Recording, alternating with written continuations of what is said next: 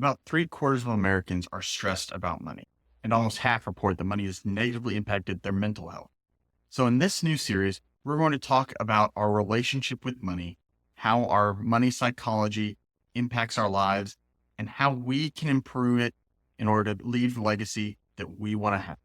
In this video, we're going to talk about financial psychology in broad terms, talk about how it impacts our lives, and then stick around until the end, and I'll give you 3 tips to improve your relationship with money and get better outcomes.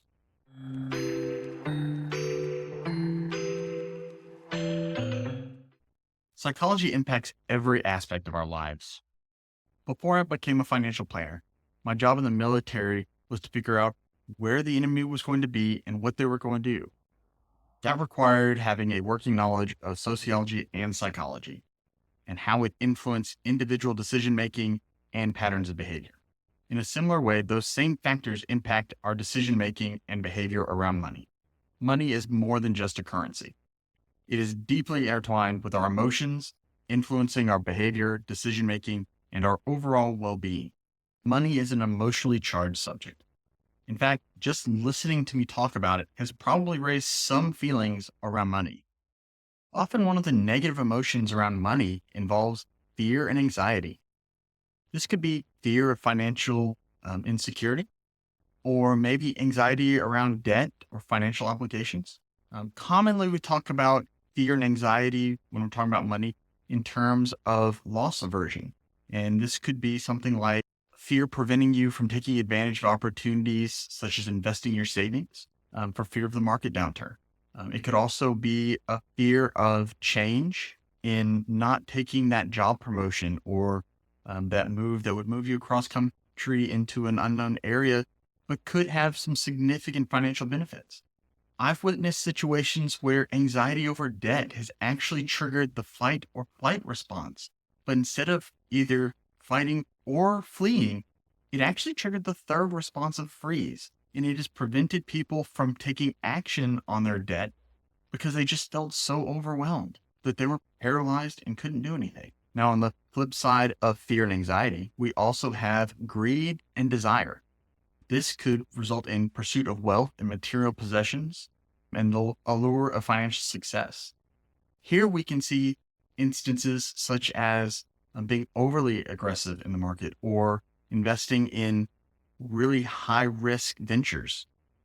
You've probably heard buy low, sell high. That's a very common saying when it comes to investing in finance. What often happens though is we sell low out of fear, and then we buy high out of greed. Power and status are another set of emotions that are strongly tied to money. Some examples of this could be someone pursuing a highly lucrative career out of a desire to feel or seem important. This could also be driving an expensive car or having a large fancy house.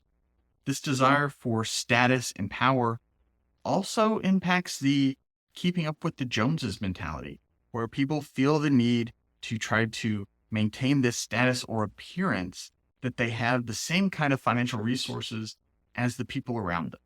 Oftentimes, this can lead to rampant debt, overspending, and just generally poor financial health.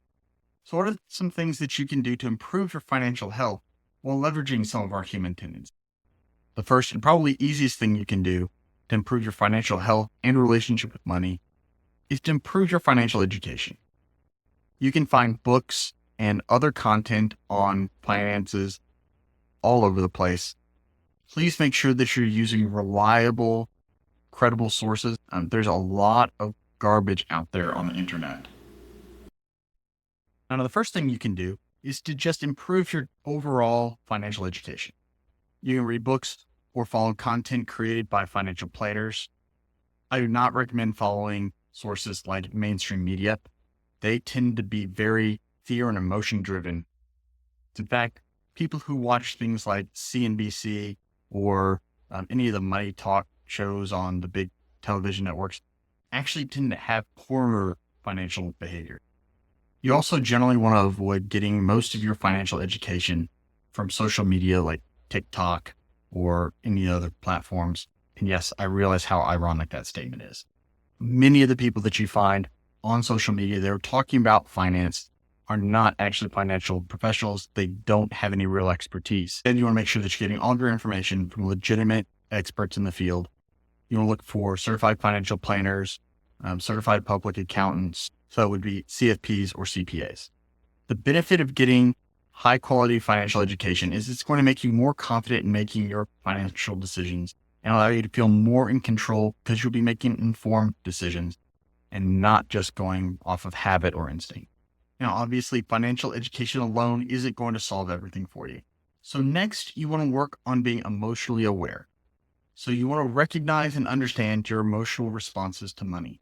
You want to look at when do you feel the most anxiety or fear when talking about money?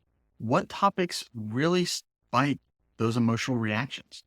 Once you start becoming aware of when and how you're emotionally responding around the topic of money, try to avoid making important financial decisions when you're feeling at those peak emotional stress levels. A good way to do this is to make your important financial decisions ahead of time or to practice sleeping on. One example of this where we try to help our clients is around estate planning. We try to help our clients think through what decisions need to be made ahead of time before they're in that stressful situation where someone has passed away. One of the worst things to have to do is to dig through all of the financial minutia when you're also dealing with your grief. And my third tip is to create a financial goal and a budget. Research has shown that having a financial plan actually improves people's behavior around personal finances.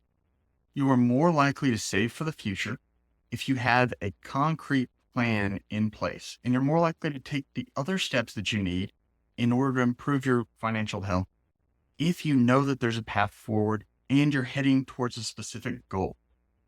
When we're talking about goals, we don't want to just have a broad, well, I'm saving for retirement. No, we want to get detailed. What does that retirement look like? When will that be? Where do you want to live? You want to create a vision for yourself, something that you can actually see in your mind's eye. The more detailed you can make it, the more likely you are to start taking actions on working towards those goals, and the more likely you are to stick to those goals. Lastly, if you continue to struggle, or if this is something that you don't feel like you want to just tackle on your own, there are professionals out there to help. Consider working with a financial planner or a financial therapist who can help provide the guidance that you need. Our emotions and psychology impact every aspect of our lives, including our relationship with money. Money often evokes feelings such as greed, anxiety, fear, and can be used to indicate power and status. All of these things impact how we think and behave around our finances. It's important for us to be aware of this and for us to start being more introspective and looking at how are our emotions impacting our decisions around money right now. There are some things that we can start doing that will actually improve our relationship with money and help you get better outcomes. If you found any of this helpful, please share this with your friends and family. Together, we can help start improving our financial relationships with money and help our friends and families improve theirs as well.